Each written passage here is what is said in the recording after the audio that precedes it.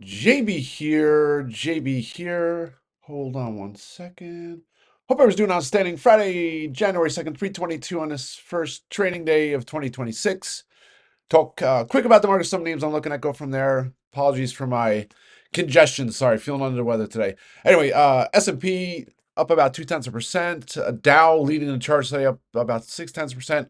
NASDAQ lagging a little bit, still in the green. But interesting day or interesting start to the year. Markets gapped to the upside, and then right out of the gate, found selling, and it was let's see here, all the way up to 686.87 on the SPY at about by 9:55 or so, and then we pulled, and no news, no catalyst that you could put your finger on, and the SPY broke down to 681, 680, all the way down to 679 by about 2 o'clock, and then we found a bid. Amounts of market's been bouncing ever since. Uh, Continuation on Wednesday. I called it like the black hole. The last 2 hours of Wednesday, it seemed like there's no news or no catalyst then, and it's like the sellers just came in. And today it's a weird session. Almost feels like two different markets. You have one side, uh, lots of names rallying. You see SanDisk is up 15% now. Micron, ASML, all these AI component names, and then on the flip side, you have weakness in a lot of software related names. Adobe, which you know my thoughts are on Adobe. ServiceNow down 5%. What else? Some of these Intuit's down 4%. Salesforce.com down 4%. MDB down a little over 3%. Elastic, ESTC. And so it just seems that all those components are down. And I've talked about this back, especially last year. Some of these names, and Wix.com used to be one of those names that just sold off just because, to me, it almost looks like the threat of AI and Chat GPT and all these other names infringing on the business, right? And that's one of my bear case on Adobe is that maybe they're not relevant down the line and their business could be replaced. I don't know if that's some of it here today. A little article this morning in Wall Street Journal talking about Chat GPT trying to take over in regards to the app side of things. I don't know what that is, but I'm not in any of those names. I'm not looking to get the puts right now on Adobe, so take it for what it is. Outside of that, if the market closed right now, looked like a decent start to 2026. So, Palantir's down too, right? DocuSign. So, anyway, 686 on the SPY was a key spot, but similar to Wednesday, it's like even if I look to get some put hedges on protection for downside, it half my watch was in the green. So didn't make sense in that aspect. And then the other side is I'm looking, some of the names I'm in are doing well today. So uh yeah, I'll take it for what it is. And thankfully I didn't get any put hedges, and I'll just continue to ride the momentum, or at least momentum in the names I'm in. So that's overall markets. We'll see what happens next week. Let's see here. I don't even know what's on the calendar in regards to data, but CES starts January 6th, January 9th. Jensen, NVIDIA, he's going to be, I don't know if it's a keynote speech, but he's 1:30 to 2:30, and I don't know if that's Eastern or is that in Vegas time, but that'll be on Monday. So CES is going to be a big focus next week. Um, and then fun stuff, right? Start a new year, and we'll see what other names can really get going. But that's kind of the overall market. Kicking myself, good and bad. But Wednesday, looking for lottos on Friday, and the names that I typically would get lottos on, like SanDisk, missed. I would say missed, but we had that pull, and not that I was going to get calls on SanDisk, but and here it is up 14% today. So what changed? 15%. What changed between today and Wednesday? But outside of the market being closed, it's like nothing, right? And I talked about SanDisk last week after the Micron earnings because it's one of those FOMO names. If you listen to Micron earnings and their transcript and their guidance, they didn't talk about a demand issue. There's no issue with demand. It's the supply side of things, to the point where who knows when they can catch up. And that just bodes well for that entire sector. And you look at SanDisk, it's like, I look at SanDisk now and I thought 300. I'm like, maybe this goes to $400. So tough to play. The premiums are nuts to try and trade on a risk reward basis, but maybe on some polls, maybe on next Friday, we'll see. But just kind of keep that in the back of my head, because SanDisk was a monster in 2025. I don't know how many 10 baggers I got on the call side and the put side.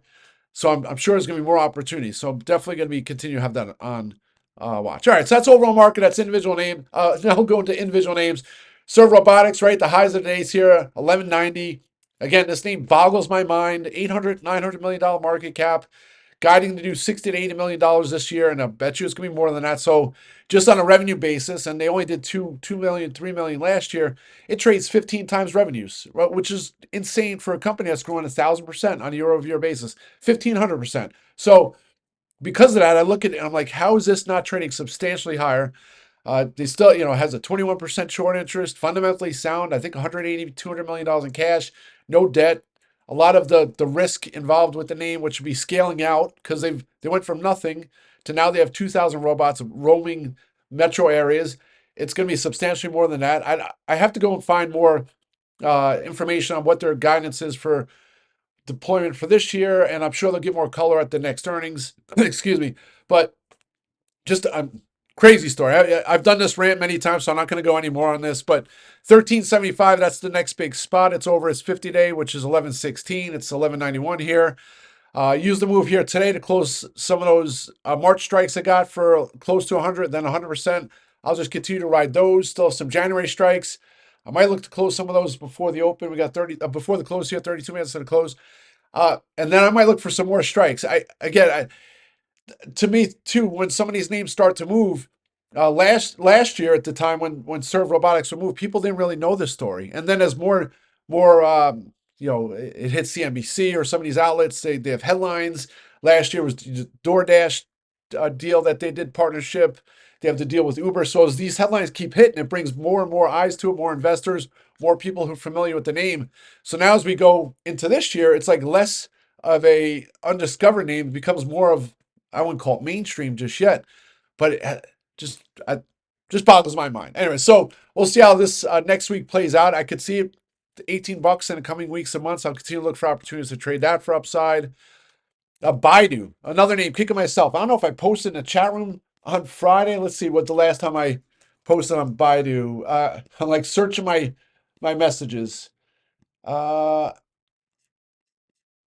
course, do I have it here? No. Anyway, just BuyDoo's another of those names. I mean, if you followed it, been in this chat room community for a while, I mean, I've been following BuyDoo since 2007, 2008. Back then, they used to have issues of pornography, right? They were the number one search engine in China. If you remember back in the days, Google was trying to entrench on the search in China. And what happened? BuyDoo was one of the first companies to ever squash or put the kibosh on Google. Google had to exit the China markets, and the rest is history. BuyDoo was like an $80 stock at a time. It went up to like $1,000, then it split, so on and so forth. I don't know how many bags I made on BuyDoo over the years, but then it became a name I didn't like. I used to call it, or give the analogy that was like the BuyDoo, the Yahoo of China, because BuyDoo took its dominance in search in China and lost it. And then all these other names, the JDs, the Tencent, the Babas, they all have their all different platforms that they were able to infringe on BuyDoo's dominance. And then BuyDoo went to this phase of trying to find other areas of growth. So they would just throw money at any initiative. I used to talk about this online to offline thing, and which is pretty much the Ubers and DoorDash and all that of now. But they were trying to find ways to monetize business outside the search, and they used to fail on a lot of these things. I'm trying to think of all these different investments that they've come into, and I'm trying to think. But anyway, so moral of the story is I've traded off and on, and especially the last couple of years, I've had some success. I'm trying to remember the last big move.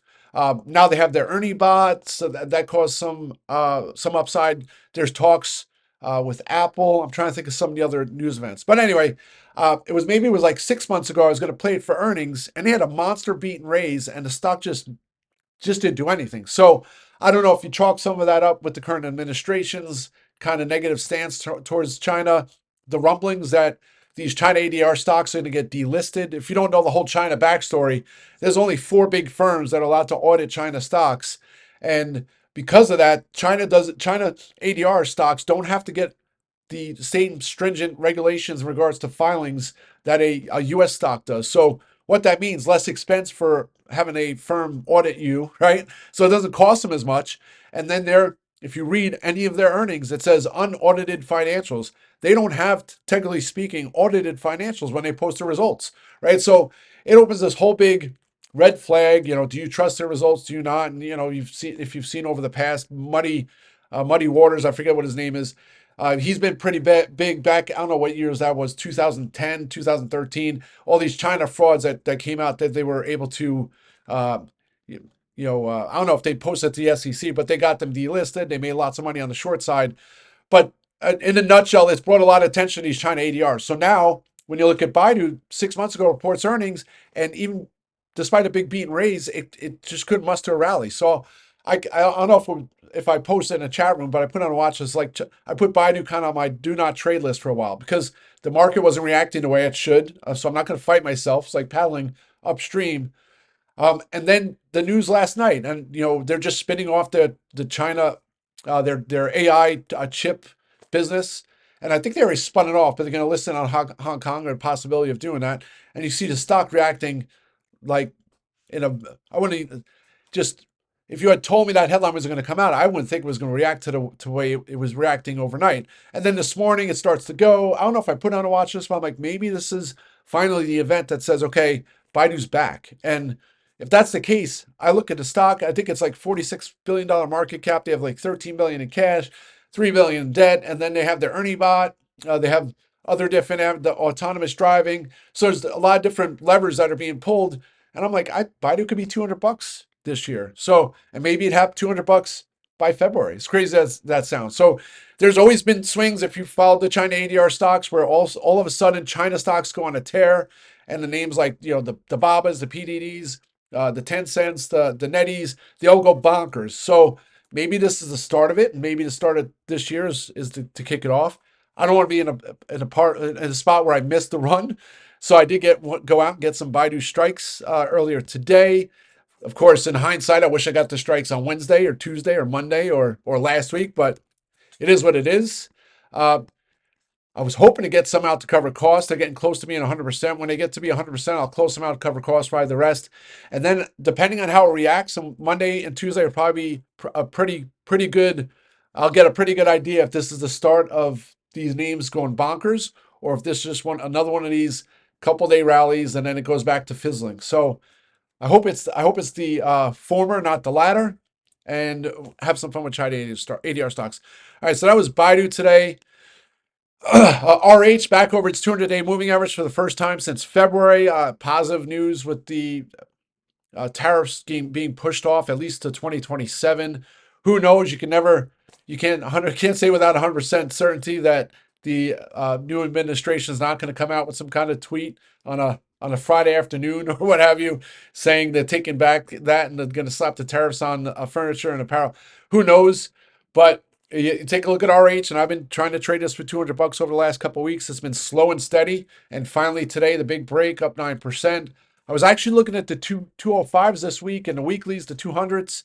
Got up to 198 after the open and then just fizzled. And then I'm like, oh, good thing I didn't grab them. And then it goes down to 190, and then it starts to reverse again. And then once it got up to 194, went got those strikes into next week. I'll continue to look for opportunities to play RH for upside.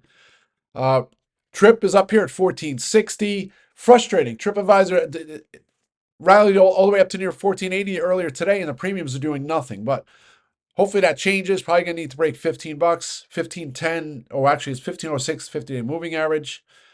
SanDisk is 274. Oh, kicking myself here. And then one of these days, hopefully, starting next week, we get to harvest mode in some of the plays I'm in. The Cocos, the Sweet Green up to $7 earlier today. Hopefully, can start harvesting some of those calls. Solar Edge up nearly 9% today. Still my January strikes. I'll continue to hold those. It doesn't make sense for me to add any more strikes just yet. But if there's a fall through day on Monday, Tuesday on Solar Edge, don't be surprised if I add more strikes, because I've been saying it for a while. It's going to go on another tear. Next thing you know, it's going to be over $50. I think that's it. I'm trying to think of some of the other names I've been watching. The Coco. Yeah, that's it, folks. Well, have a great day. I'll be back. Oh, my top 5 stock webinar will be out over the weekend, so stay tuned. Let's have a great day. Rock and roll.